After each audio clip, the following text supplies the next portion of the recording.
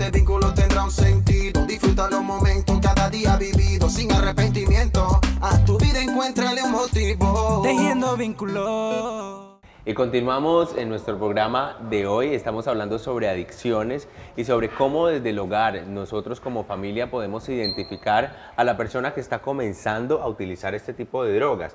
Eso era lo que estábamos hablando precisamente antes de irnos al corte de comerciales y era la pregunta que le hacíamos a la doctora Yasni. ¿Cómo los padres en el hogar pueden comenzar a identificar ese patrón de conducta o esos comportamientos que empiezan a evidenciar el consumo, bien sea de cocaína, de marihuana, de algún otro opiáceo, de alguna otra sustancia? ¿Cómo podemos determinar ese consumo en un familiar cercano?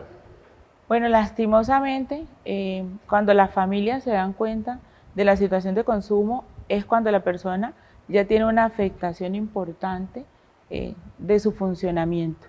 Entonces, generalmente ya se dan cuenta cuando ya los chicos abandonan el vínculo escolar, cuando los chicos ya tienen poco compartir con la familia, cuando los chicos ya tienen mucho más retraimiento social, cuando vemos inclusive que se afecta todo el aspecto del cuidado personal, El aspecto ¿cierto? físico. El aspecto físico que se va muy deteriorando con la progresión del consumo, cuando vemos que ellos, las cosas que eran importantes inicialmente ya dejan de serlo. Ya no es el chico que juega, ¿cierto?, con los amigos del vecindario, sino que inclusive encontramos que tiene otro tipo de relaciones, otro tipo de amistades que nosotros ni siquiera conocíamos.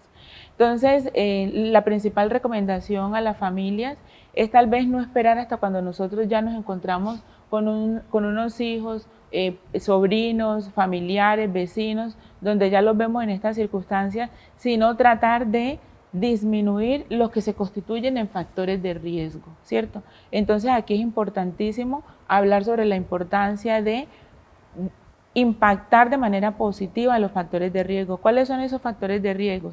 Por ejemplo, los niños que permanecen mucho tiempo, niños, niñas y adolescentes que permanecen mucho tiempo solos, ¿sí? Estos niños que permanecen sin una persona que realice una verdadera custodia o un verdadero acompañamiento parental, eso se constituye en un factor de riesgo. Si nosotros tenemos los niños desescolarizados, eso es un factor de riesgo. La escolarización es un factor de protección frente a la situación de consumo de sustancias psicoactivas.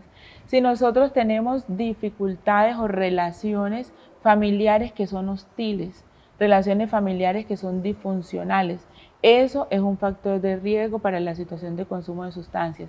Entonces, qué importante que nosotros comencemos a intervenir estas situaciones que aumentan el riesgo de que nuestros niños terminen consumiendo algún tipo de sustancia.